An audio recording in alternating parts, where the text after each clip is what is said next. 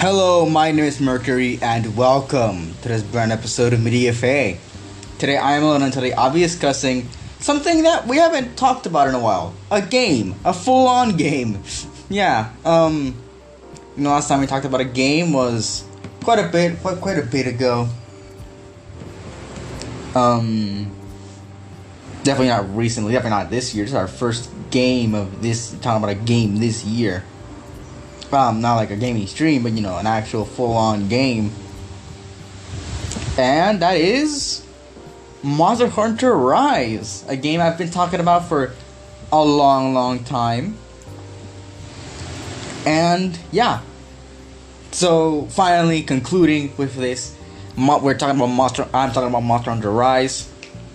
This is something, like I said, something I've been talking about for a while, long time coming. I was waiting for everything to conclude, for Sunbreak to conclude. However, that is something that we will not be doing for anything else. If there is an expansion to a game, like a story expansion or something like that, that will be covered in its own episode. So, for example, next when I eventually make the episode on Jurassic World Evolution 2, I will be covering the game. I will be making the game from the base game, and then on the expansions, which I actually haven't finished the Malta expansion. I'm pretty sure I haven't finished the Malta expansion. But yeah, I will be doing that. I'll probably have to replay the expansions. But yeah, and I will not be covering any sort of DLCs that just add things to the game. Like, I guess you call it the Here Rise. I will not be covering the cosmetic expansions and all that. And in Jurassic World Evolution 2, I will not be covering the dinosaur packs because they don't add anything to the game other than dinosaurs, which sure are part of the thing, but I'm not doing that. And honestly, I don't know. I don't know if I'll rank. I'll probably make a ranking for those when I eventually make the episode, but I don't know. So yeah, I'll also probably make an episode. Now that I'm thinking about it, I'll probably make an episode like for that specific thing. I'll make an episode, a separate episode covering the packs, but not as it's not part of any other episode. And like you probably guessed, I don't know if you did, probably didn't. Is that I will be covering Monster Hunter Rise Sunbreak in its own episode separately, which means that any games that we will cover, any games that will get like an expansion or something, we will cover separately. The expansion and the base game. So maybe I don't think the Scarlet and Violet episode will be coming over anytime soon, but that will be its own separate thing, and we'll get an episode on both expansions later on. That will not happen with the long delayed Sword and Shield episode. We will be covering, since that was long before we did this change, everyone there will be covering both the game and the expansion. Nothing else. Nothing else will be covered. It will be everything. But yeah, Monster Hunter Rise has been a game I've been talking about for a long time. It's a game that I've spent it's one of the games I spent the most time on. My top 3 games that I've played the most are I'm trying to look for it. I said it quite a while ago. There we go. Pokemon Sword, it's 895 hours, so quite a long time to be playing that game. Monster Hunter Rise, which comes in second place, is 710 hours, and Jurassic World Evolution, the first game, at over 665 hours, which is Switch and PS4 combined. So quite a bit of games I spent playing. So yeah, what is one of my favorite games? I think this is my favorite game of all time. What do I have to say about it? Well, I don't know how long this episode will be. It'll probably be quite a bit long. But yeah, at the end, I will be sharing my full list, my full tier list of all of the monsters in the base game, which this does also include the free title updates. But yeah, let's begin with the graphics. I got my notepad here, but that should be commonplace by now. The graphics of the game. Okay, so I've been playing since launch, and since launch means I've been playing on Switch. So the graphics don't look the best on Switch. They don't look the best on Switch. It's honestly kind of I'm currently going on my Switch. I'm gonna go open up Monster Hunter Rise.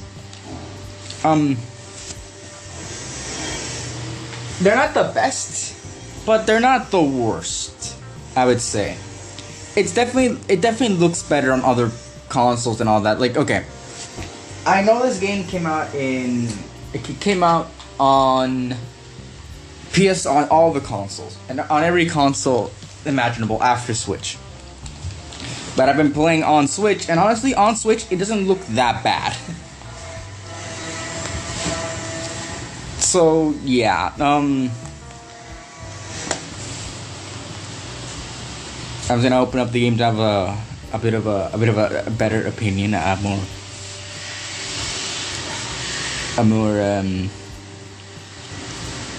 I don't know if I say I don't know.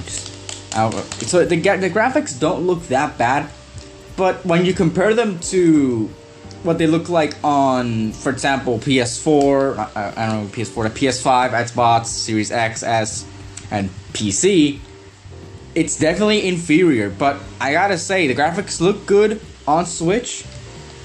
There's no like weird error. There's something. It doesn't look weird. It just looks more. It just looks a lot better on other consoles, which is to be expected since this is a game that wasn't really made for Switch.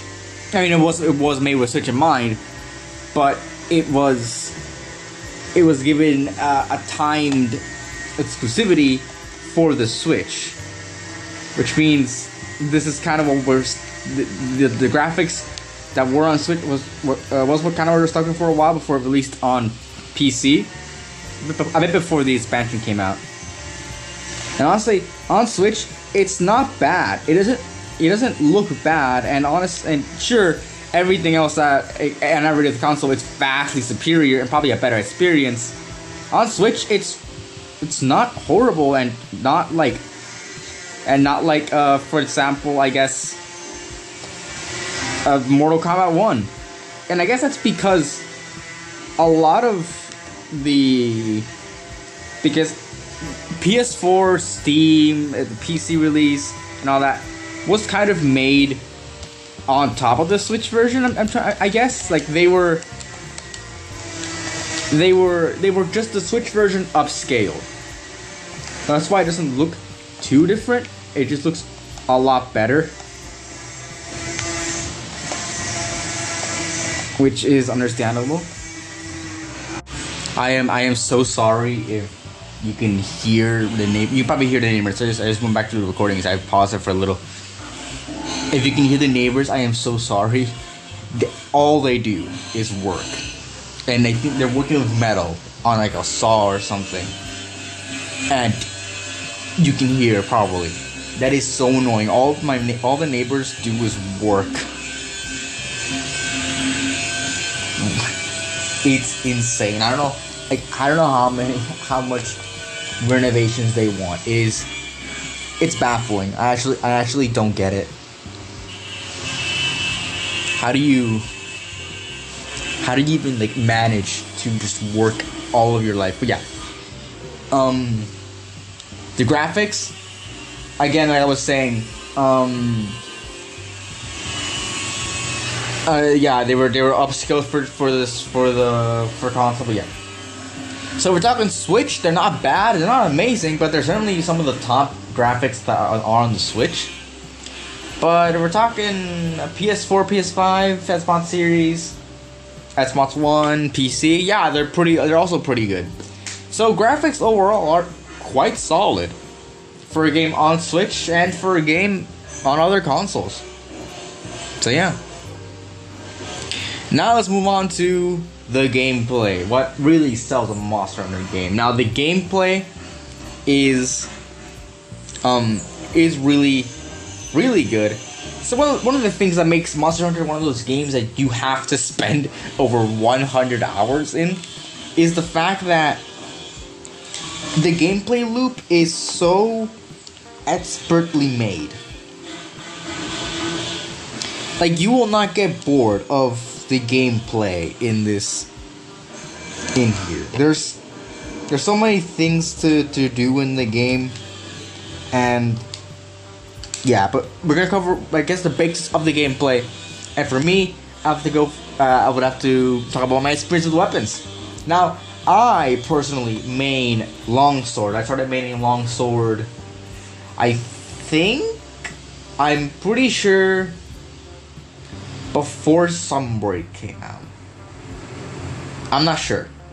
I mean, I think I made every weapon, but I originally used Sword and Shield, and I did do that until, I'm pretty sure, I kept using Sword and Shield up until a little bit after, before Sunbreak, and after Title Update 3 or Title Update 2.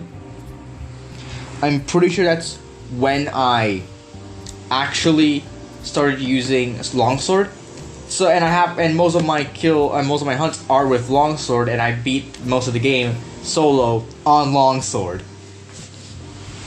So yeah, I made longsword, but I did use sword and shield because that's what I used in World. Speaking of World, I don't know if I'm gonna make an episode on World. Speaking of making an episode, I know, not really relevant, but this is kind of a good time to put out this episode because Monster Hunter Wilds, the next installment in the, I guess, main series Monster Hunter, or like, I guess the console Monster Hunter, has been released, and the trailer for it has been released, and this is perfect timing. We're only 2 days from.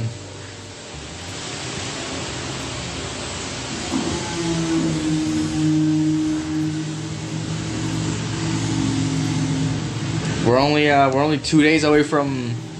It's only been 2 days since that was revealed, so hey, perfect timing to be talking about this, right? But yeah, no. I've played along with longsword, but I've also played sword and shield, and I played a little bit of hammer, and a little bit of switch adds, and I haven't mastered those. Probably won't. I probably try to get back into Rise. But yeah, I love both weapons, and I've had great experiences of both. The movement in this game is super fluid. It's one of my, okay, I'm gonna start comparing it to World a little bit, but I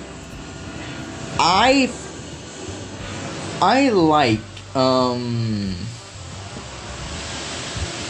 something I've always liked is from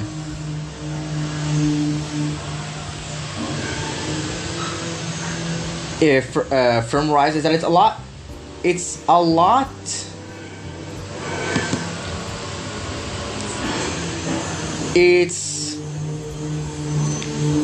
faster than World. So one of my main problems with World was that for me it's a bit too slow, which is why I kind of stopped playing it. I stopped playing World a little bit because it was just too slow for me. And so I'm kind of hoping that next game is much more in like Rise territory than World, and that's kind of what this looks like. It looks like it looks to be a lot faster. But yeah, one of my main things about World is it's a bit slow for my liking after playing a lot of Rise, and I can't really go back to World because I don't know, I much prefer Rise.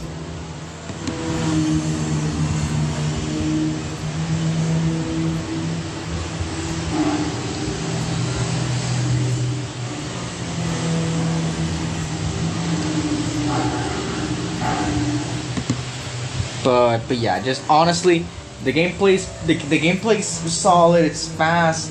It's kind of what I've always wanted from World. But there goes my Switch. But oh, that's okay.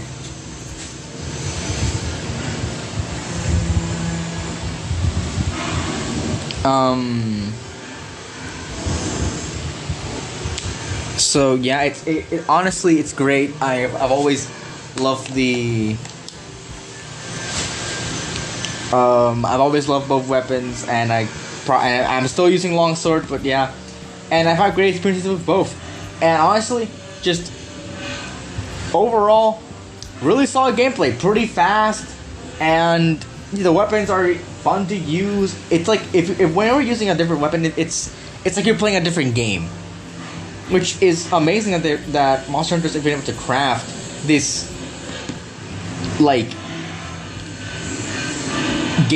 game that you can literally any other weapon and it's completely different from anything really. It's wild what Monster Hunter can do, because everyone plays it differently. There's no, unless you're literally making it so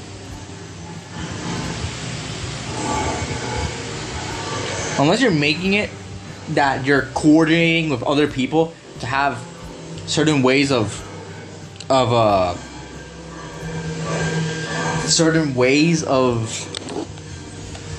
attacking and all that, there's no way you genuinely have the same style as another player. Like I'm a longsword main, and I could play longsword differently than some other people play longsword.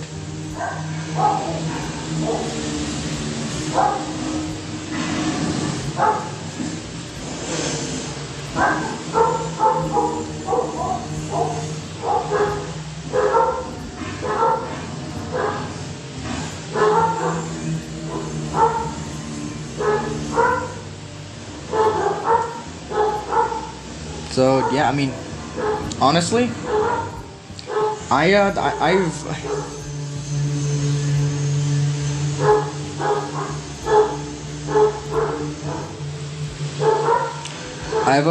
always yeah, just honestly, great stuff from everyone here. Just crafting a really good game, and that's something that goes along with the weapons. Is something that, you know, I think doesn't get talked a lot about. Wait, what the fuck? Did my game not save? Oh my god. No.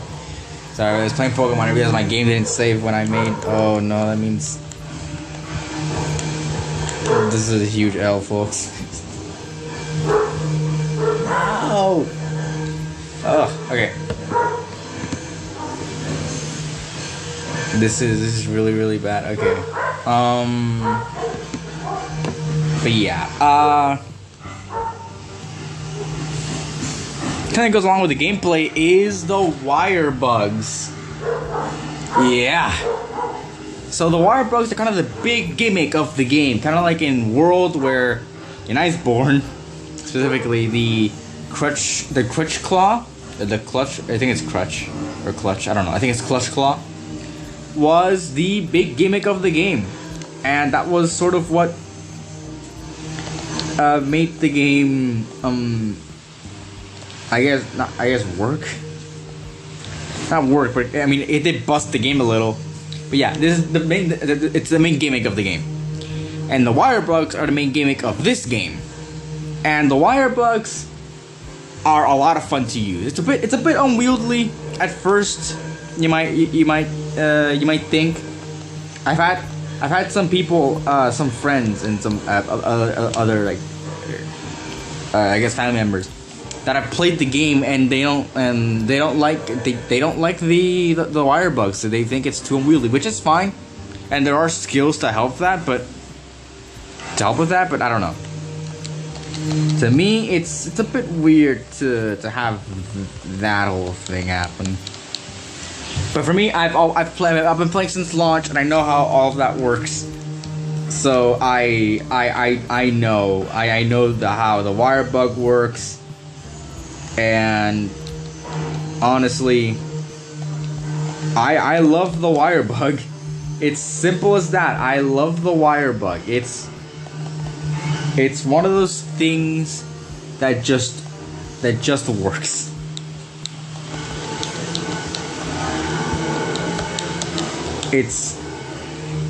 They're really fun to use. You get a lot of things to go along with it, and honestly, they're really cool.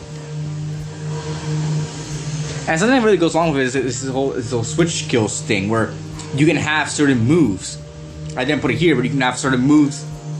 I don't know the switch skills, but it's skills that you can have like switch around. In Sunbreak, they did the skill swap, I think. I'm thinking of something else.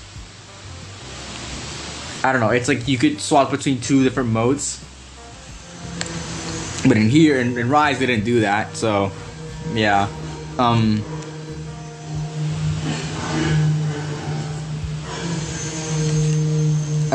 So yeah, just overall,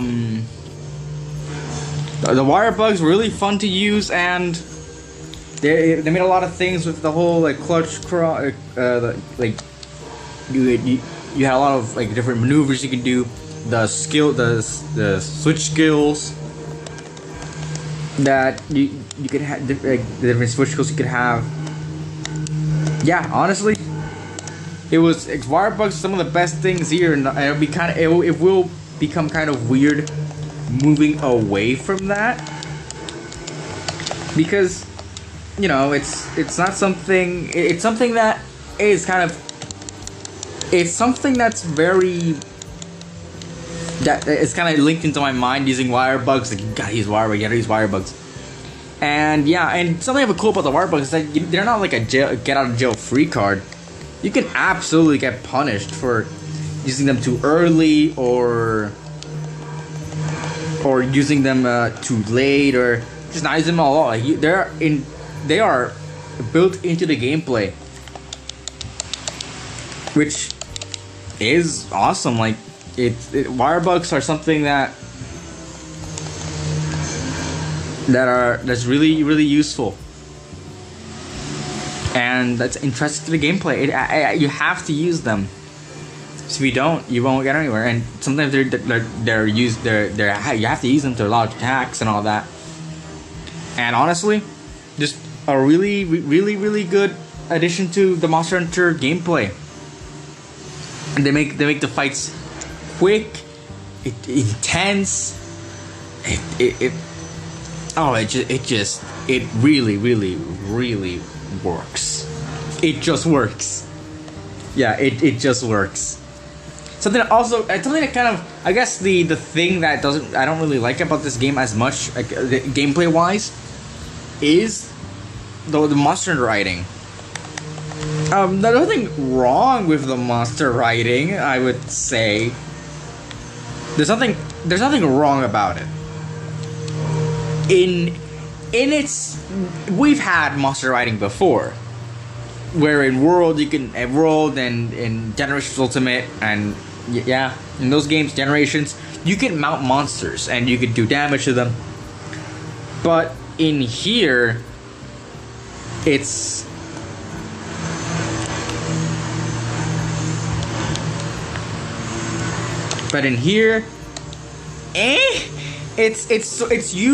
used as a part of the game you can't skip. Not until the Sunbreak update, where where it added things to the game itself. Like, the Sunbreak update did add things to the base game. Like, you can actually turn off monster riding, or where you can only initiate monster riding if you press A. That's something that they added in the update.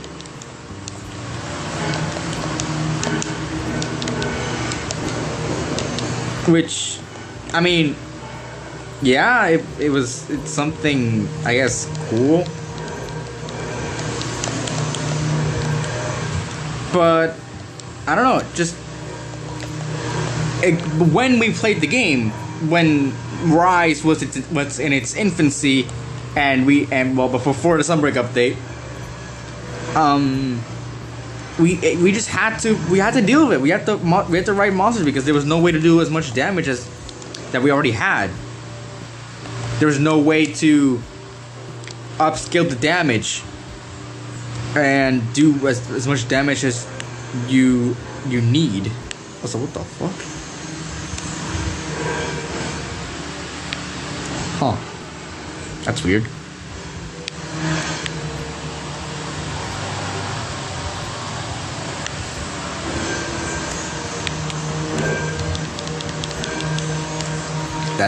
That's weird. Okay. But yeah, there was no way to do damage, as much damage as you wanted it to do.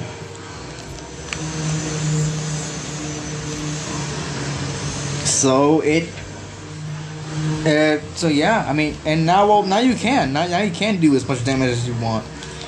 Like monster riding was kind of a thing you had to have, because like late game you weren't gonna do as much damage, and you weren't gonna get to do as much damage and finish the quests as fast if you didn't already what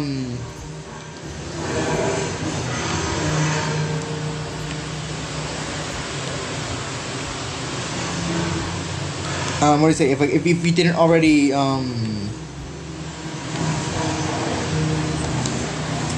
like do as much damage as you wanted to already do, and not as fast as you wanted. God damn it, there we go. Not as fast as you wanted. So yeah, I mean, you have to do it, but then they removed it. They gave us the ability to change when we wanted to like how we wanted to progress with that. And honestly, but it's better. It's for that, because monster riding kind of made it so you didn't do as much damage. You couldn't continue as much because you had to. Because as soon as you hit the monster and was in the state, you had to ride it. But yeah, now that's not really a thing, and I mean, I turned it off. Like me personally, I made it so I'd only have to click A to mount the monster, because if I wanted to do more damage through that and then like mount it, then I could. But then but you know, but before then I had to deal with monster riding, and kind of annoying.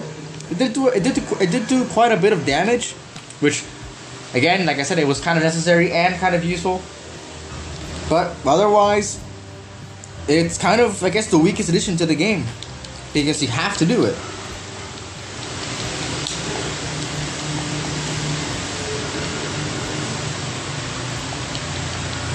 So yeah, I mean, there's that. That's monster riding. That's all the gameplay I want to talk about. Yeah.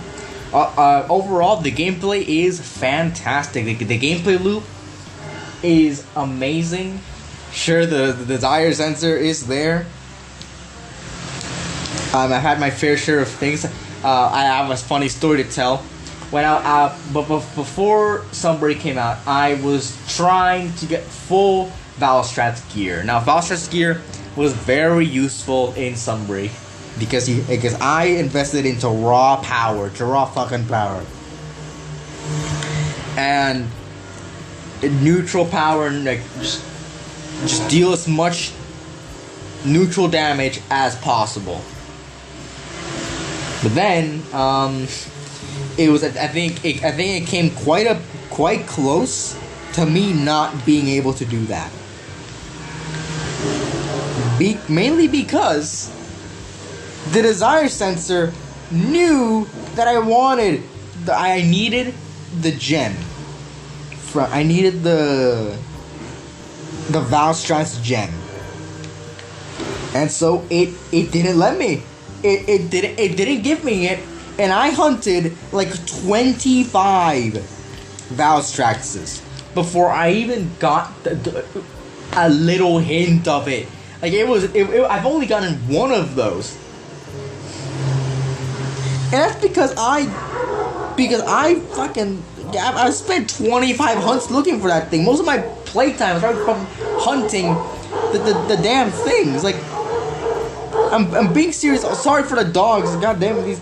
I hate everything.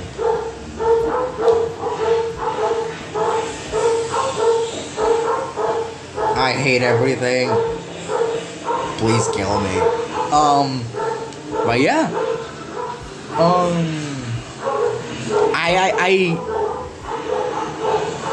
These dogs, man. I hate.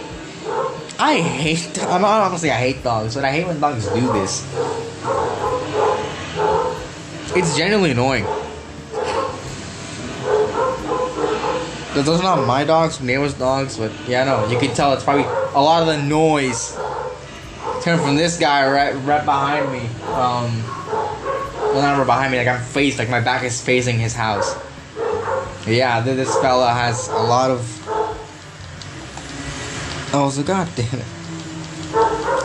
I'm playing Pokemon right now, and I realize I'm trying to do the new event, which I will be talking about later. I don't know if you guys hear me, but I'm playing the new Palkia and Dialga event from Scarlet and Violet. I will make an episode on the new news and the new trailer. So yeah, it's the final thing. Probably the last time we'll be talking about Scarlet and Violet DLC like news or anything Scarlet and Violet for quite a while. But yeah. Anyways, yeah, just ignore those games. But yeah, the gameplay loop is fantastic. I was saying,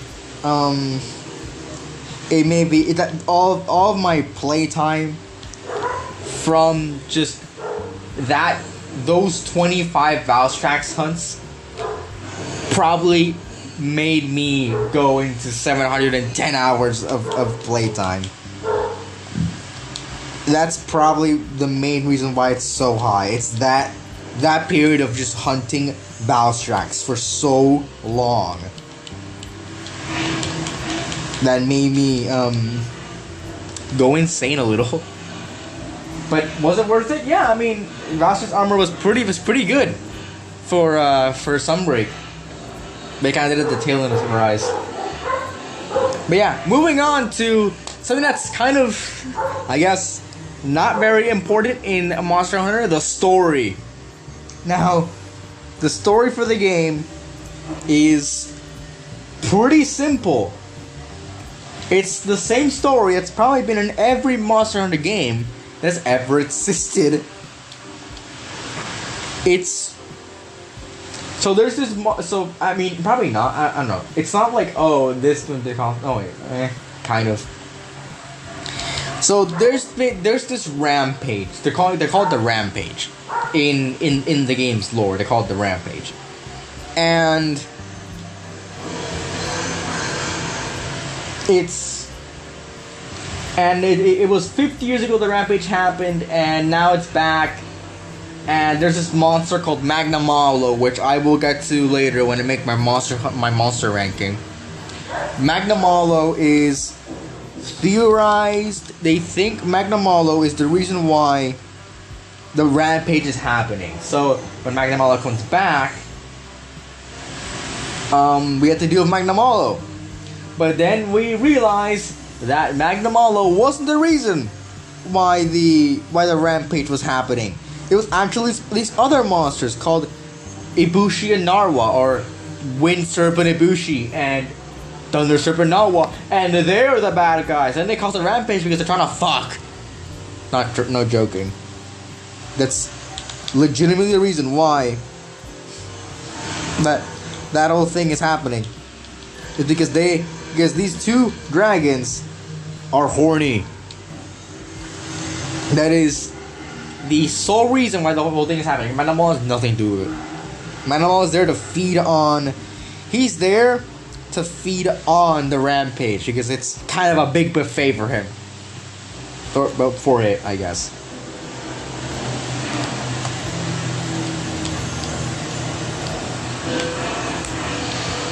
So yeah, that's the whole story, and it's pretty simple. It's pretty much what every other story in Monster Hunter has ever been. It's just monster we think is the real villain. Uh-oh, that wasn't. Now it's a big elder dragon that's trying to destroy the whole world. But yeah, but the story itself, it's a pretty weird because it didn't conclude. It kind of just stopped because Winter Ibushi, from all we know, is just repelled, and then Thunder Shepherd Nawa shows up.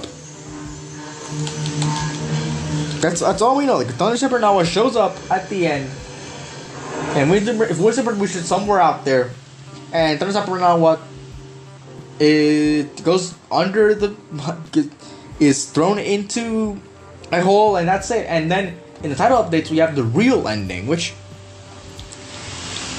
was kind of one of the main complaints about Rise, is that there wasn't enough content at launch, and it felt like the game was incomplete, which I can definitely see. I still got a lot of enjoyment out of it. I think in my first day I got 10 hours in. I still got a lot of enjoyment out of it, but yeah, I could feel it being not very finished.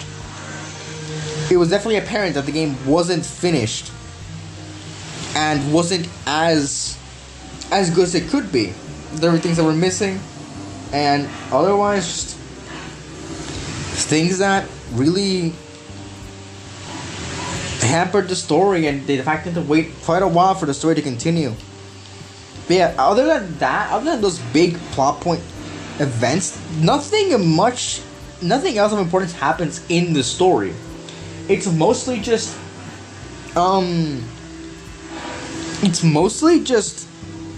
kind of hunt this monster, and then hunt this monster, and hunt this monster until something else happens. Until, oh, Magnamalo's here. Oh, the other monsters are here, and it's pretty weird to have that, but it's kind of normal for Monster Hunter. There's nothing much there. The only ones that are actually involved with the story are, I guess, world that are not just, oh, hunt this monster. It's mostly just world that is that way, that has an actual overarching story to it, that isn't just hunt this monster because we think it's a bad guy, and it turns out he isn't the bad guy. It's actually its other monster.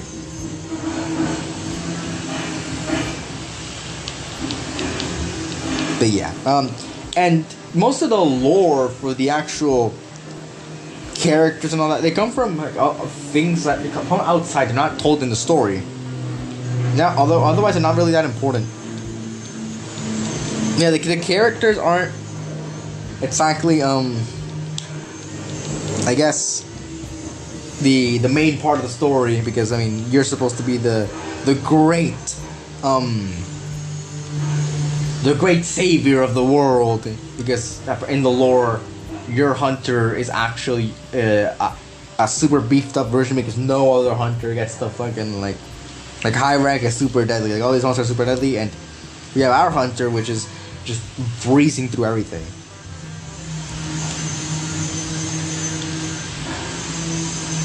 Which, you know, yeah, I mean, could be the fucking hero of the story, I guess. But, you know, it was a bit disappointing to see that the story wasn't finished when it should have been. But honestly, fuck Narwhal the All-Mother. I would have gladly not faced that if I had the chance. I would have much rather had literally much rather had a two-way fight with like a 2v1 with Narwhal and Ibushi over Narwhal the All-Mother. Yeah. That's the story. So moving on to some other content. Nothing really much comes to mind. I think it's the best way to talk about the maps. The maps they're pretty good. I like the maps in this game. they have their own lore. There's all these things. You can I guess it also goes into more content. You can go into like you can go find super rare uh creatures in there. So yeah, it's really it's really cool.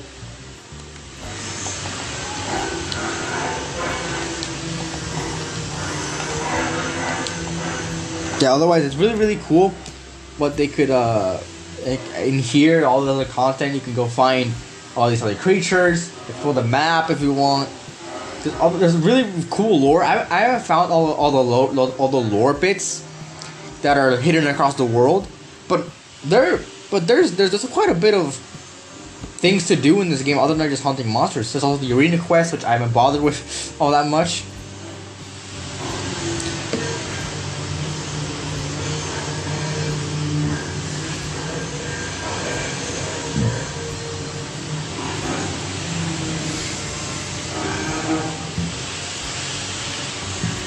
So yeah,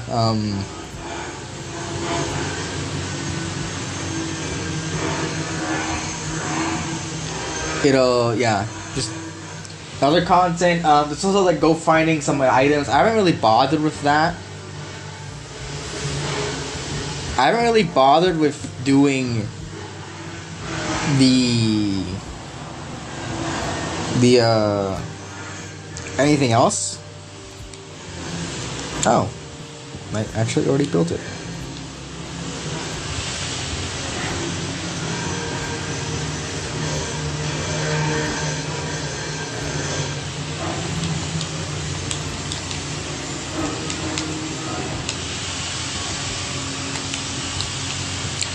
But yeah. So, oh my god. I just realized that I haven't muted Discord. Okay. But yeah, some other content I didn't really care about doing the whole like finding items of everything. It's honestly not my whole thing. But yeah. Other than that, not really what I. It's not really what I wanted. It's weird. What the fuck was it? Careful.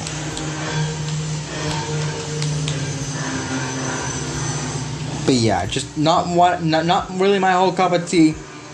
Wasn't what I wanted from it, and just really just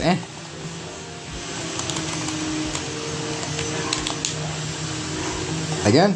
I didn't really bother with any of that, and I probably won't. So yeah,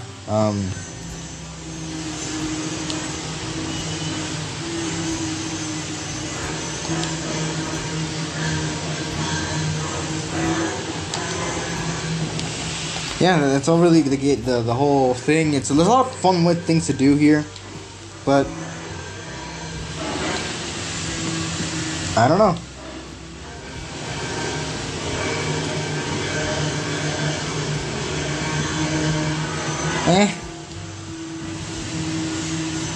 It's yeah, just the other content. Yeah, it's kind of feel like it's felt unfinished. There's not a lot of to do other than the main gameplay loop, which is doing all that. But otherwise, not much other things to do in the game, which is a bit sad.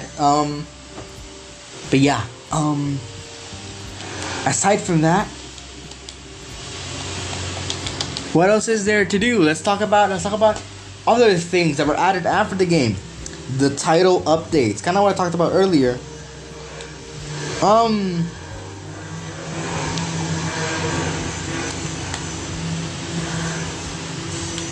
The title updates added a lot of things. The first title update added Apex Rathlos, Apex Rathian, and Apex Rathlos, Apex Diablos, Basil Juice, or Basil Geese, or whatever I want to call it. I'm going to call it Basil Juice. And the 3 Yellow Dragons, Chameleos, Kushadaora, and Teostra, which were pretty cool things to be added, and I really did enjoy a lot of the monsters here. Basil Juice was a pretty...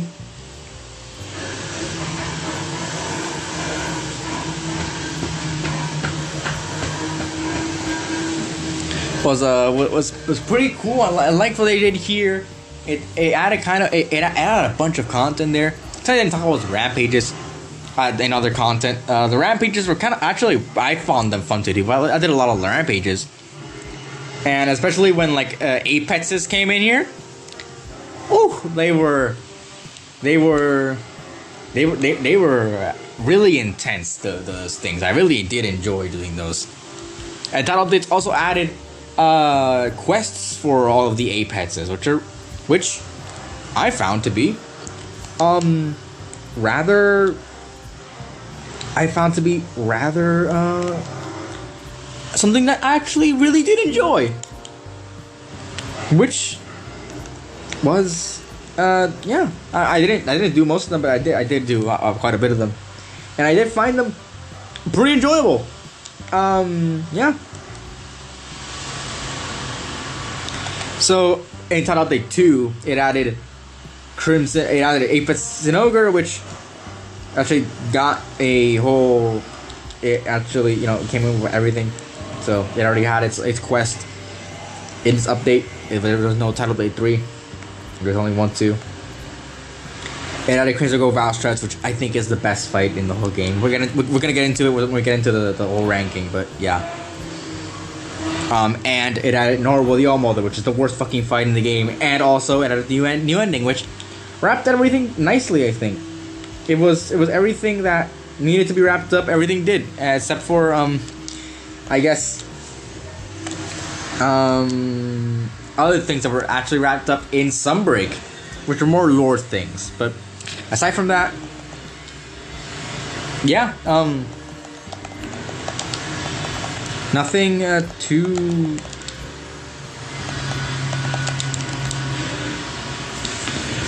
It was something pretty cool. Oh god damn! What fucking hours? It was.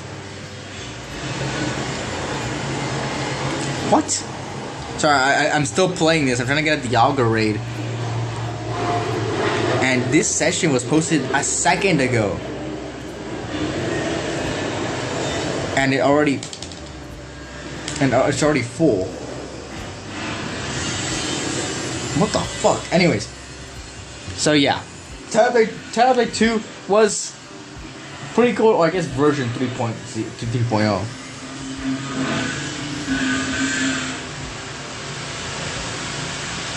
So yeah, holy shit, it's already full. It's like yeah, oh my god. That was fast. Okay.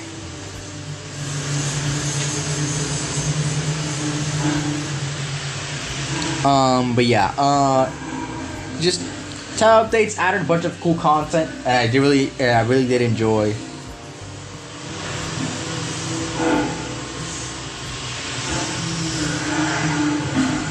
So yeah, and now I guess the thing we'll all be waiting for, the monster ranking. This will be quite a bit of the episode. I think I don't know. We're almost at 50 minutes.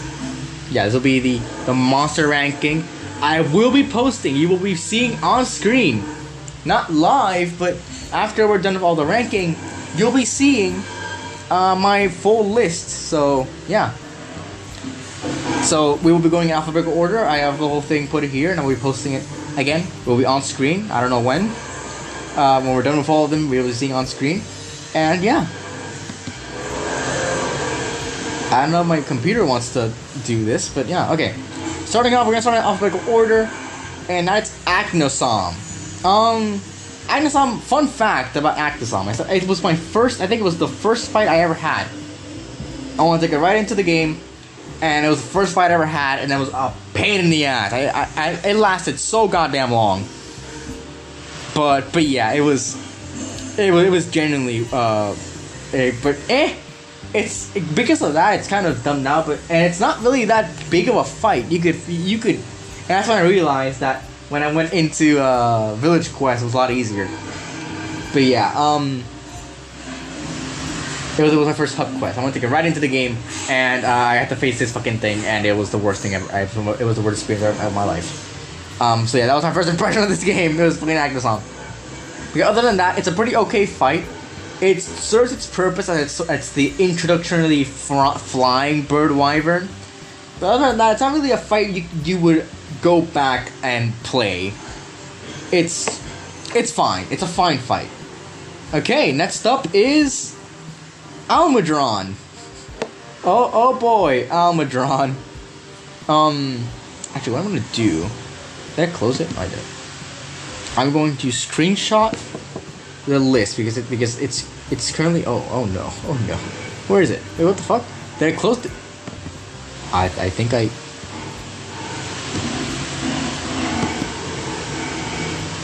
think I closed. I closed. Okay.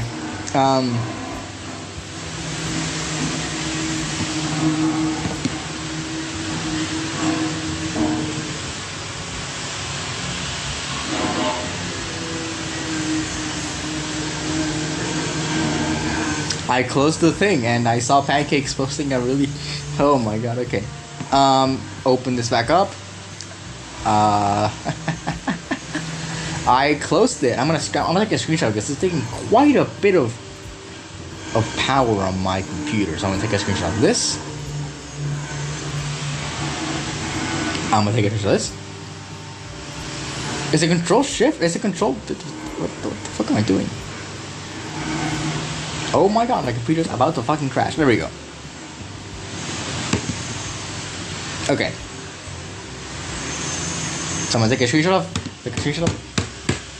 Sorry guys, there are technical difficulties with the fucking Wi-Fi. I hate this so much. The Wi-Fi is ass. Here. I wish I'd be doing this episode somewhere else, but I don't. And yeah, so my Wi-Fi is currently. I know it's just my computer. It is just my computer that's doing this to me. This is outrageous. Like I won't fucking rank any into this. This episode's gonna be quite a bit of a mess now that I'm looking at it. Oh yeah. Come on, load faster. Please.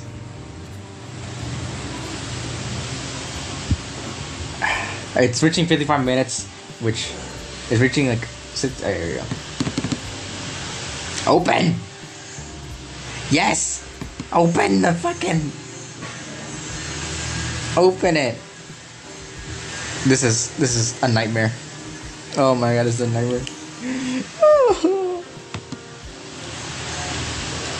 I'm having technical difficulties. I'm gonna shoot this thing. I don't have a gun, but I wanna find one. I'm gonna build one. Okay, there we go. Okay, we're good. Please. It's my computer. It's just my fucking computer. What the fuck? Okay, there we go.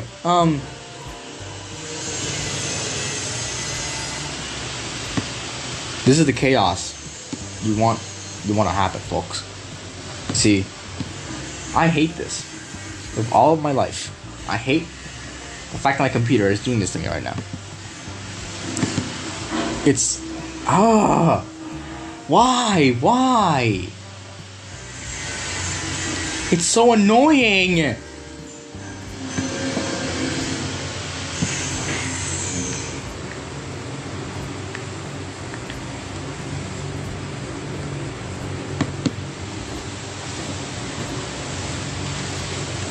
Why must you fucking slow down right at this second? Be normal.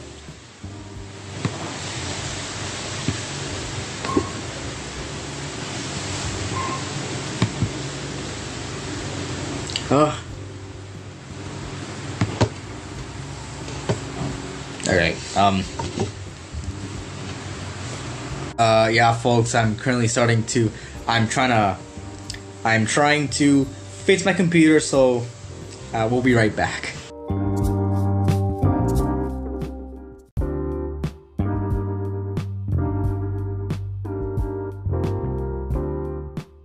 Okay, we're back, folks. Yes. Okay, my computer's working. Anyways, moving on to Almudron. Almudron. Fuck this thing. D tier. So Almudron is one of the worst fights in the goddamn game. I'm gonna review. It's D tier mainly because it's actually bearable, unlike its counterpart, which we'll get to when we make the Sunbreak episode. But Almudron is bearable, I guess, but it's just so large, it doesn't let you actually attack. It's so unequivocally awful. This fight is awful for like it's like the quintessential bad Monster Hunter fight. It's like you hit it, it has really annoying like hitboxes. It's too big for its environment. It has all these mud walls. It's terrible. I hate it so much. It has for no fucking reason. It has this attack where it launches like hot mud, which is annoying as how do you even do that? I hate Almudron with all my fucking life.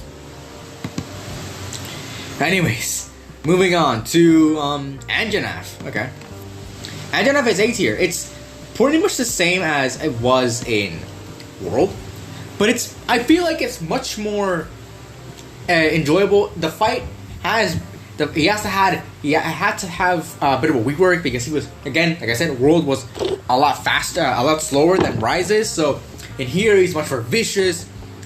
He's just a really cool fight here, and I really do like it. So he's A tier. Anjanath is A tier. He's just the quintessential cool monster. He's everything you kind of want from a brute wyvern monster like we have here. But yeah, that's Anjanath. It's pretty cool. Next up is Arzuros. Arzuros is C tier.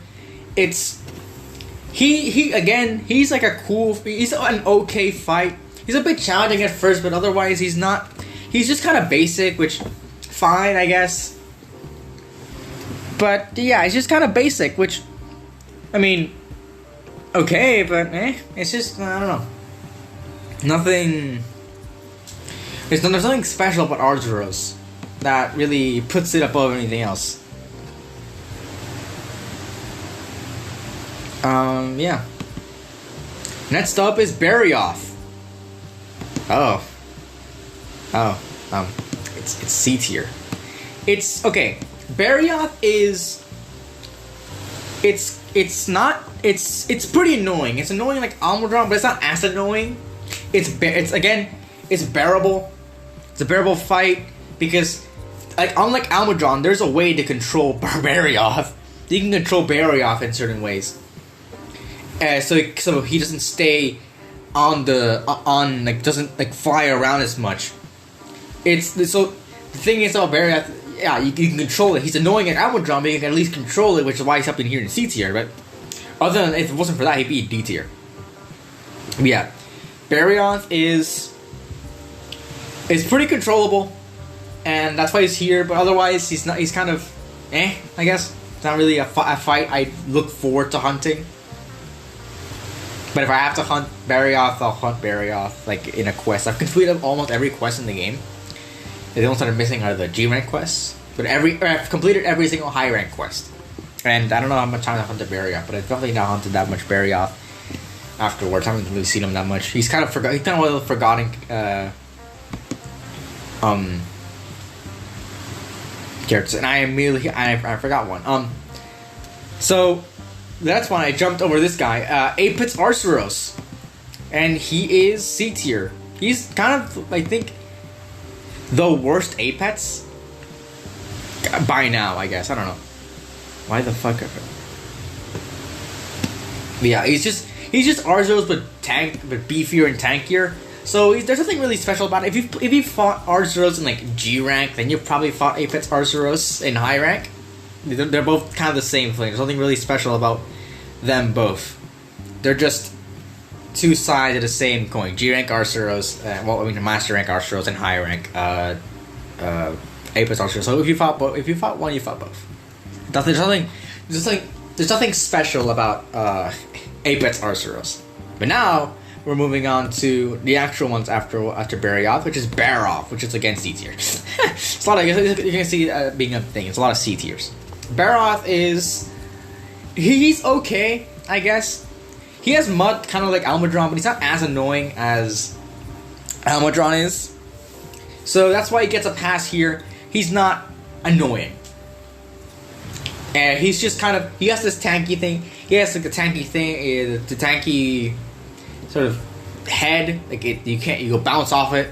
But other than that, not really a problem. I would say it's not really a problem for him to have that kind of beefed up head that he has, because there's other soft spots around him that, you know, mitigate this that problem. But yeah. So moving on to Basarios, which it's another C tier. Basarios kind of like Barioth and Almudron, like kind of like Barioth, sorry, is annoying. You bounce off him like crazy, unless you're using hammer. I think, yeah. Unless you're using hammer, you bounce off him like crazy. But as soon as he gets the like hot, like he activates his heat attacks, he becomes softer. Shelby becomes softer, which that means he's easier to deal with when he's in his mode, which is kind of like Barioth. There are ways to control him, and you can also break off parts that also make the fight easier to deal with. Unlike Almudron, which doesn't fucking have that. Oh, yeah, also Almudron has this annoying ball attack, which is why he's in D tier. It sucks. All of it sucks. But yeah. So yeah, Basarios isn't C tier. He's not special. I mean, he's kind of annoying, but aside from that, the fight isn't really all that unique. He has the poison gas attack and the sleep attack, but those are also kind of annoying. So that's why he's in C tier. I mean, every attack is annoying, but you know, he has those, but it's not like enough to propel him into being a good fight. It's just he just has those.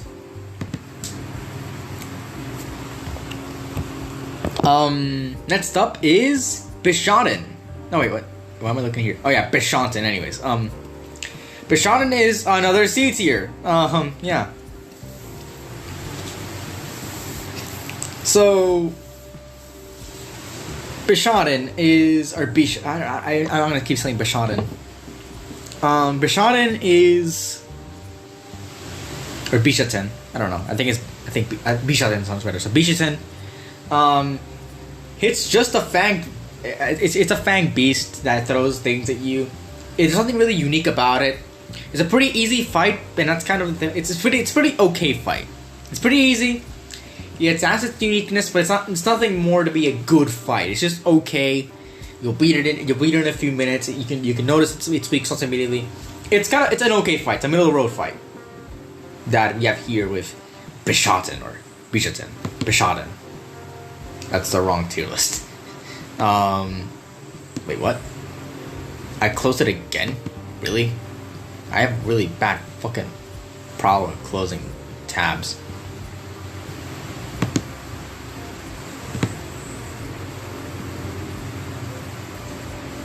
There we go. So yeah. Next up is Chameleos. I guess this list didn't. Oh wait, no. What the fuck? Okay, no, not Chameleos. I'm gonna move this over here. Whoops. This guy didn't. This guy put it in alphabetical order, but then he put all the monsters from, I guess the title things at the bottom, which I'm just gonna move Chameleos there. So not Chameleos. Chameleos on that. Next up is Diablos, which Diablos is a B tier.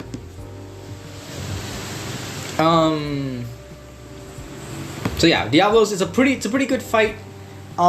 He's not amazing, but he's pretty good.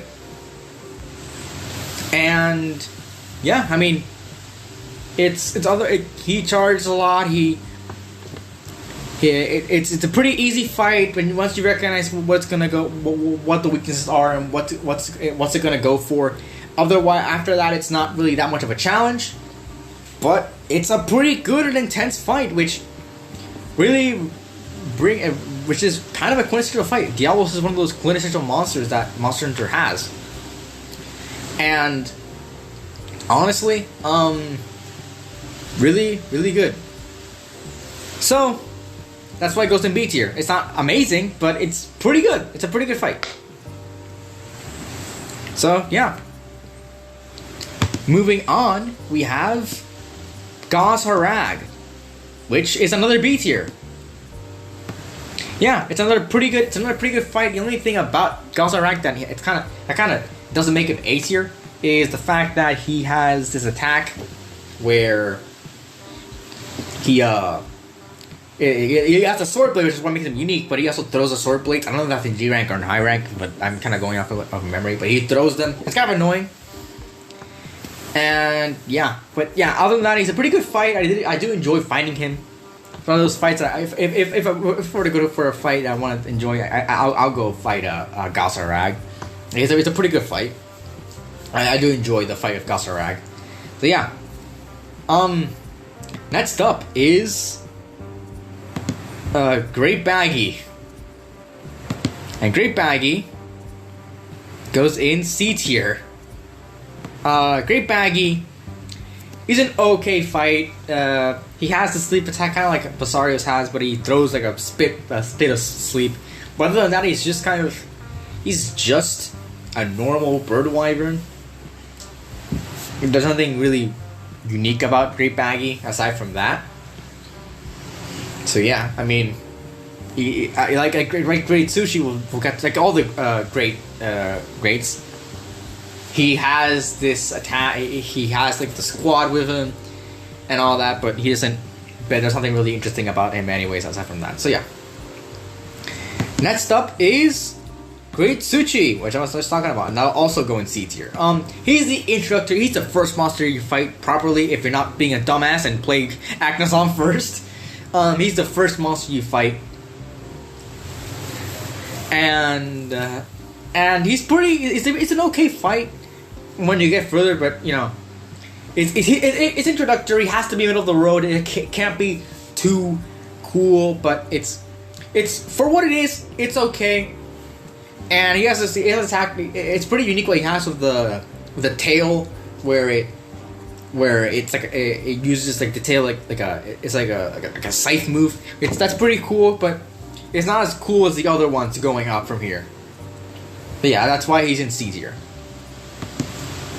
Also, I'm not taking the armor into consideration. I'm not taking the armor into consideration, but I will be taking the armor. So next up is Great Roggy, which is also C tier. Great Roggy is again an okay fight. Kind of like Great Baggy, it has the poison thing, but aside from that, there's nothing much to him. Aside from the poison thing, he's kind of introductory. One of those first things you fight, so you can't really expect much. So he's an okay fight for what he is. He might be tough for some people when you're starting off, but aside from that, it's an okay fight. There's nothing wrong about it. Aside, nothing really annoying about it. Next up is Geratodus, which is C tier. Okay, so Geratodus isn't annoying in this. Not as annoying as Almudron, definitely, I think. Because you can actually fucking hit the guy. You can get him out of the water. I think you can also do it with Almudron, but I don't know. But you can actually get him out of the water. He's not... His weak spots aren't as, I guess, hard to reach as Almudron.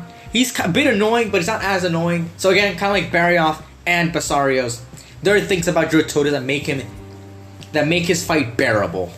Like to fight and not want to pull your hairs out like Almudron. But yeah, just otherwise, not a fight that I would go back to, but it's a fight that I can bear to to do, and it's not as annoying as some other fights could be. But yeah, next up is Kesu, and this is D tier. Fuck Kesu.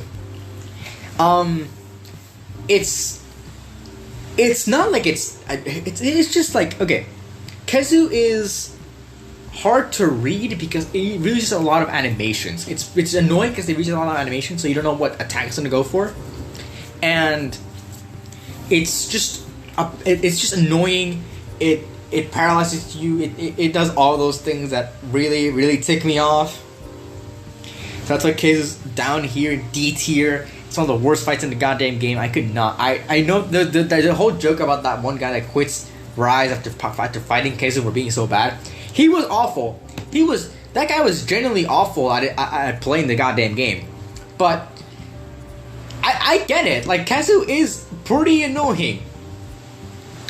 And yeah, he's not enjoyable. He's not an enjoyable monster to fight. To put it simply, he's not an enjoyable monster to fight. So yeah,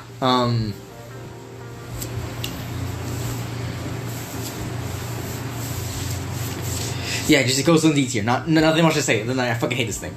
For all my life. Next up is Kuyaku, which, you guessed it, C tier. Man, Kuyaku has gone unchanged from what it was in World, which I think is the second monster you fight.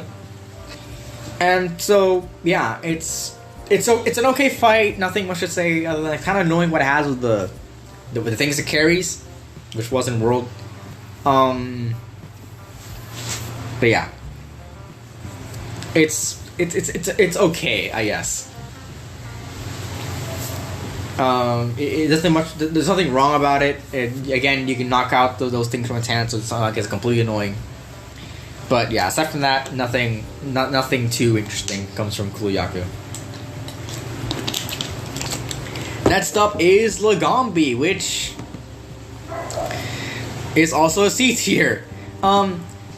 Lagombi has cool things about it, but other than that, it's kind of just an ice skating Arzuros. There's nothing really cool about it, especially when another fanged beast draws her act, which happens the same lands as Lagombi exists. When this guy exists and this guy exists in the same thing, one's gonna overshadow one, and Lagombi is highly overshadowed.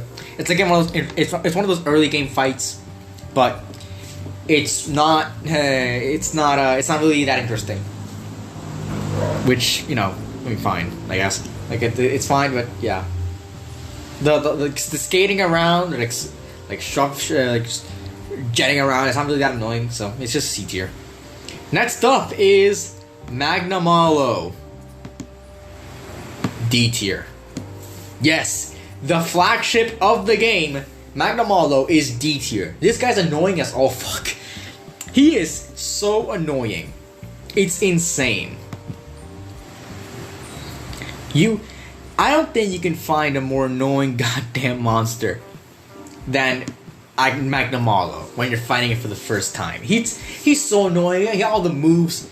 He has that cool fake out move. It's an annoying move. It's annoying. And when it jets around everywhere.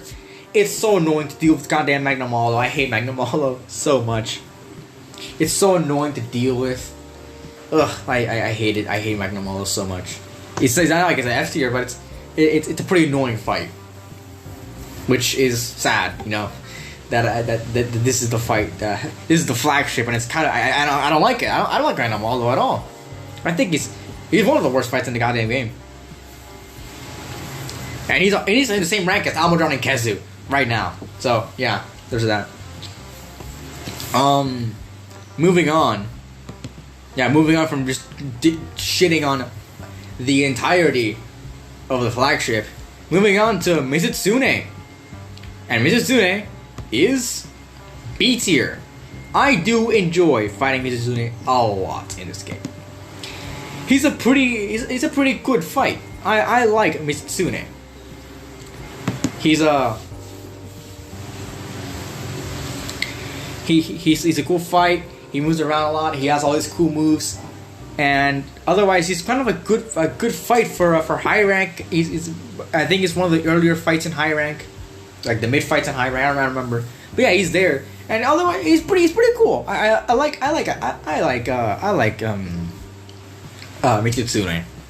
It's a pretty cool fight. There's a lot of good things, right? And everything from Mitsune that comes here, everything after Mitsune, with the Mitsune like name, is god tier. Like Mitsune is the perfect base for making better monsters. So yeah, otherwise Mitsune really good. Next up is Apex Mitsune, which is A tier. I do really, like I was saying, with Mitsune, I really do enjoy what they did with Mitsune. It's in here. It has better moves. It looks better, right? I didn't go into the looks, but Apex Mitsune looks a lot better than Mitsune. I like the flames. I like the flame bubbles. It's just a better Mitsune fight. It's tougher. It's not as tough as some other Apex. It's not like annoyingly tough as some Apex monsters later, but it's there and it's awesome, and I really do enjoy it. So yeah, Apex Mitsune is A tier. It's one of the better fights in the game, I think. Yeah, moving on, we have Nargacuga, and Nargacuga is B tier. Nargacuga moves around a lot, which, I mean, yeah, cool. I mean, that's what Nargacuga does. But he has, sometimes, like, the wings are, like, you can't hit it, but as soon as it breaks, it's fine. But it's a pretty good fight. I wouldn't call it amazing, but it's a pretty good fight. He's fast, he's the same thing as Mitsune. It's something to have better monsters built on top of it, which is, I think, what Sunbreak did. I feel like Sunbreak really did bring Nargacuga to life into a better form with Lucent. But yeah, Nargacuga is in B tier. He's a pretty good monster to fight. I really do enjoy fighting Nargacuga, so he's in B tier. Next up is Puke. One of the most forgettable monsters, I think, that we've had in the roster, because I actually don't remember fighting this guy. I fought every monster, and I think Puke is one of the more forgettable ones to be in here. He's in C tier. He's again he's kind of early game, kind of like in World. He's fine, I guess. He's not like that much of a threat, and as soon as you get the hang of Puke, which isn't that long, trust me, it's not gonna be that long for you to get the hang of Puke. He's fine. Like Puke is fine. Yeah. It's just a fine fight. It's not, nothing special. It's just a fine fight to have. It's just fine. It's a fine fight. Nothing special about Puke here. So yeah. Moving on to Rajang. Rajang is B tier.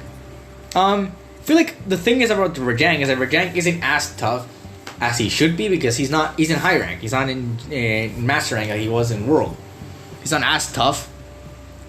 He does move around a lot, but kind of like, I think Rajang is the one monster that really is impacted by the speediness of Rise, like the swiftness of Rise, because Rajang is in World, he's pretty fast. You have to catch up to the guy with the World's slow combat, but in Rise, Rajang is as fast as he was in World, but you're faster. So you'll be getting to him, and you'll be punishing him along, because a lot of his body is his weak point. So he's not gonna be as tough as he should be. So that's why he's in B tier. I don't think he's as much of a threat as he should be. But yeah, there's that. Rajang's not as tough as he should be. That's why he's in B tier. Next up is Raknakadaki, which is C tier. Nothing. It's an okay fight. Again, it's one of the later fights, actually. It's one of those exclusively hub quest fights. It's a pretty okay fight. Nothing really much about it. It's a spider. It's the only spider in the game, aside from, like, if you buy a DLC, it's Pyre Raknakadaki's there. It's an okay fight. Nothing really special. Knock out the things. It's pretty repetitive. That's kind of what it's teach. It's pretty repetitive. Do the same things over and over again to actually beat it. But yeah, it's pretty repetitive, the fight, which is why it's not really. There's nothing really special about it. You can say for every single fight, but like, I don't know. Just I don't enjoy Right Nakaraki as much, mainly because you have to do the same things over and over again with the fight. Next up is Rathalos. And Rathalos is in B tier. It is the quintessential Monster Hunter fight. It's the flagship of the series. If Rathalos isn't a good fight, it's not a good Monster Hunter series. It's not a good Monster Hunter game. So Rathalos here, it's a pretty good fight. I do enjoy Rathalos in this game. He's fast. He has a lot of cool things, and he's otherwise not a hard. He's what he should be. He's a good Rathalos fight. He's a good Rise fight. So yeah. There we go. Rathalos is B tier, which might upset a little bit of people, but yeah. Rathalos is B tier. And that's because of the placement of Rathalos. Next up is Rathian, which is in C tier. Rathian is like a I guess like a low sodium Rathalos. She doesn't really fly. She doesn't really fly all that much. She doesn't like do anything cool. Aside from like, it's just like again low sodium Rathalos. That's why it's kind of right down here, not with Rathalos. Because it's just like a worse Rathalos. Yeah, again low sodium Rathalos. That's my pretty much my opinion on Rathian. Low sodium Rathalos. And next up we have Apex Rathian, which is also C tier. Not for the reasons that you probably think. It's a lot more annoying than Rathian itself. Because it has all the attacks, it has Noxious Poison, which is one of the 2 monsters in No More Rise that has Noxious Poison. But yeah, it's other than that, it's the same thing as Rathian. It's just kind of more annoying, which is why it's down here. If it wasn't that annoying, it'd probably be on B tier. But if it's pretty annoying with attacks, so yeah, I think it's C tier. Next up is Royal Ludroth, which is C tier. Aside from the bubbles thing and having to knock out its air sac or bubble sac, I don't know what it's called. It's just okay, I guess. I don't know. It's an okay fight.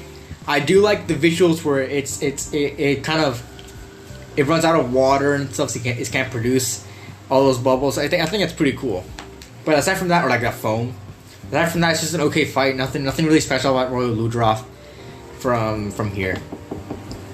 Next up is Somnicanth, which Somnicanth is also C tier. It's an easy fight. Somnicanth's an easy fight. You knock out its tail and then you fucking go ham on it. And you know, there's nothing really special about Somnicanth other than that whole like sleep thing, which is actually pretty easy to avoid. So that's kind of why it's down here. It's not a bad fight. It's just okay. Pretty easy to mitigate. It's just okay, I guess. Yeah. Next up is the Pteranodon, which is also C tier. Again, nothing really special about it aside from the water thing. But yeah, you knock out its thing. It's fine. It's an early game fight. You'll fight it pretty. You'll fight it. I remember that I fought the Pteranodon in Hub Quests before I fought it in Village Quest. And when I came to Village Quest, I was shitting bricks trying to go to fight this thing. But it became easy, and Pteranodon kind of became just like muscle memory to do it. So yeah, Pteranodon's an okay fight, honestly. I don't think it's a good fight, but it's okay. Next up, actually, I'm gonna leave these for last. The Elder Dragons. I'm gonna leave these for last. So next up is Tigrex. And Tigrex is B tier. Again, he's okay. Not okay. He's good. It's a good fight. It's pretty much what Tigrex should be. Again, he's not as powerful as I think. Like Rajang is toned down from World to Rise to actually fit high rank. But yeah, other than that, he's pretty much the same. But he's a pretty good fight. I do enjoy fighting him a lot, and he's a worthy opponent. He's a worthy opponent for my strength. Because I fuck with this guy. This guy's cool. Tigrex is cool, and his design is also cool, and I like it. I like a lot of what Tigrex does, and he is otherwise really, really cool. But yeah, moving on to Tobi Kadachi, which is C tier. Tobi Kadachi is also C tier. Aside from the electricity thing, he's just kind of normal. There's nothing really cool about him other than him jumping on orange trees. But aside from that, he's just an okay fight. I don't really care much about Tobi. Yeah, he's an okay fight, and nothing really special about him other than like he moves around and he's pretty fast. But you also catch up to him faster here. But yeah, other than that, not really a fight I do like. Next up is Volvidon, which is D tier. Volvidon's D tier. Volvidon is annoying as hell. There's nothing really much to do it. The only good thing about it is that you can knock him on his ass a few times. But aside from that, he's kind of annoying. He's passed a lot of his attacks, which makes him annoying. He's just annoying. He rolls around a lot, and I think he's kind of hard to predict. But yeah, I mean, it's not hard to predict, but he's like, if you don't move away from fast enough, you're gonna get fucked in the ass. But yeah, aside from that, he's fine. Next up is Sinogre, which is A tier. I fucking love Sinogre. If I can move him. There we go. Oh, no, not you. Sinogre is A tier. He's awesome. Yeah, the Thunder Dog. He's awesome. Whenever you fight him and he powers up, oh, that's so cool. I love Sinogre so much. He's just the best. I love Sinogre. But yeah, aside from that, just awesome. There's nothing really wrong with him anyway. It's a cool fight. He's cool to see. He's cool. He's a word. He's strong, but he's a tough fight. He's strong, and he's not annoying. He's perfect. He's A tier. God damn. All right, now the part I didn't want to fucking get to. Wind Serpent Ibushi, C tier. Wind he's not as annoying as his counterpart, but Wind Serpent Ibushi is fine to an extent. Like the Wind stuff isn't as annoying as the Thunder stuff from Narwhal. But yeah, his Rampage is cool, I guess. And the fight with him in the Coral Palace, I think that's what it's called, is also pretty cool. But he's an okay fight. It's annoying, kind of annoying, but nothing really that isn't as bad as its counterpart, which we'll get to right now. And that's Thunder Serpent Narwhal, which is D tier. Oh my god, this thing sucks. It's so bad. It's one of the worst fights in the game, I think. Thunder Serpent Narwhal, I hate it. It has all these attacks, it goes all around the fucking map, the whole arena, because you fight in a small arena, it goes all around the arena. It's these attacks, and it spreads around everywhere. It's annoying. It's so annoying. I hate it. I hate like Narwhal in this. And yeah, I mean, at least it's pretty okay. It's kind of the same thing as Serpent Ibushi, kind of worse. Because if you get caught in it, it's so annoying. I hate Narwhal. But yeah, moving on to the title updates. Apex Diablos. Nothing. It's better. It's better than normal Diablos. It's better, but it's as good as normal Diablos. He's just Diablos are tougher. I do enjoy fighting Apex Diablos, but yeah, it's same enjoyment as Diablos, just tougher and I guess beefier and all that. And other than that, nothing much to say. Next up is Apex Rathalos, which is actually C tier. Yeah, Apex Rathalos at first, when I first fought Apex Rathalos, it was pretty cool. The whole you just bombed the whole rampage, but aside from that, but when you actually get to finding him in his quest, he's pretty annoying because he does that. He fits all around the map. He's pretty annoying to deal with. So yeah, he's just Rathalos, but more annoying. He's actually a worse version of Rathalos, I feel. That's what Apex Rathalos is. He's just a more annoying version of Rathalos. So yeah, now moving on to the actual new monsters. Betelgeuse. And Betelgeuse is B tier. This is my first time kind of fighting Beetlejuice, and he's pretty good. I do enjoy Beetlejuice a lot in this game. He's the type of Beetlejuice to do. One of the things that doesn't actually make him A tier is the fact that he doesn't bomb you when in the area, and the thing that actually kind of does that is the one we're gonna talk about, Crimson Gold Blast strats. He doesn't do the things that Beetlejuice used to do, but other than that, it's a pretty good fight. I do enjoy it, but he's kind of not on A tier because he's not there, and he fits right into Rise. I do love his theme. I think it's about the music here. God damn it, no. Okay, quick sidetrack. The music here is absolutely amazing. I do really enjoy the music. It's amazing. A lot of the music, all of the monster sounds, a lot of the monster themes are on my Spotify playlist. They're so good.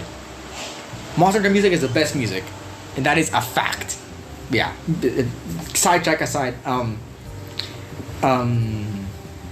Beetlejuice is one of the best themes. It sounds like Godzilla, which is awesome. But yeah, Beetlejuice, aside from not being an ambush like it was in World, he's just down here in B tier. He's a good fight. I do enjoy it. Next up is Chameleos, which is A tier. I do enjoy Chameleos quite a lot in this game. He's a pretty good fight. But yeah, it's a pretty good fight. I do enjoy Chameleos a lot. He's just what Chameleos should be, and he's fun. He's not annoying. He's tough. He's tough as he should be. Yeah, he's just cool. He's a cool fight. I do enjoy Chameleos a lot. Next up is Kushal Daora, which is A tier. Yes, Kushal Daora is A tier, and I do enjoy hunting Kushal a lot in this game. He's awesome. His fight's great. It's awesome. It's an awesome fight, which really encapsulates, like, they fixed Kushala in this game. They really did. He's awesome in this game. I do enjoy fighting Kushala. I fought Kushala until I got the medals, like the titles for hunting Kushala. Yeah, that's how much I hunted Kushala. I love Kushala in this game. Yeah, next up is Teostra, which is D tier. Teostra is my nemesis. I hate Teostra all my life. Teostra is one of the worst Elder Dragons in the game. I hate Teostra. He's annoying. You don't get to hit him a lot, and he does a lot of these moves, which is very annoying. He's just really I don't like him. He's bad. He's a bad fight. I don't like Teostra in this game. It's a bad fight. But yeah. Next up is Apet Sinogre, which is same thing as Sinogre actually. He's a bit tough, but yeah, he's a good tough, and that's why he's A tier. He's the same tier as Sinogre. He's not worse. He's a bit annoying with moves. Aside from that, he's just the same thing as Sinogre, and he's the same enjoyment level. I do enjoy Sinogre quite a bit. Now we're on to our final two, which this might be. This will be on the opposite side of the list. First up is Crimson Glow Valstrax, and this is S tier. The first and only S tier in this entire game is Crimson Glow Valstrax. He is amazing. I love his fight. He's the toughest monster in the game. That's actually good. The ambush attack, the fact that he actually ambushes you during the fights, is amazing. I love Crimson Glow Valstrax. It's kind of annoying, like I mentioned earlier. Kind of annoying with the fact that he actually,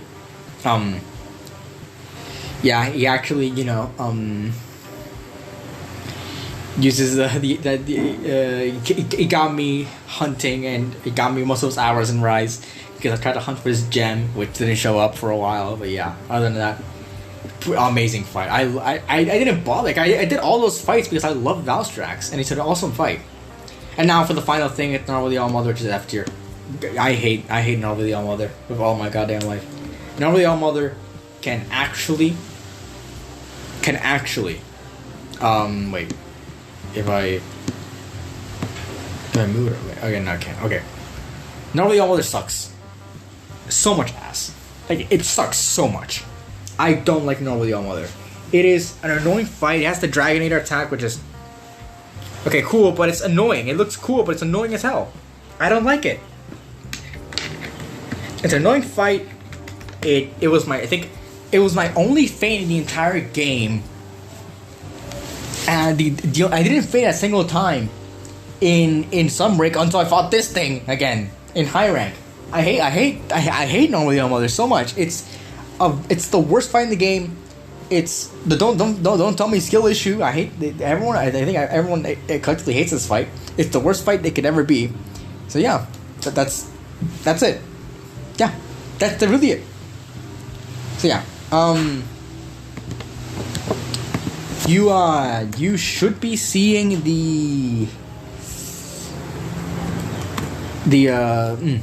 you should be seeing the thing right now. You should be seeing the list right now.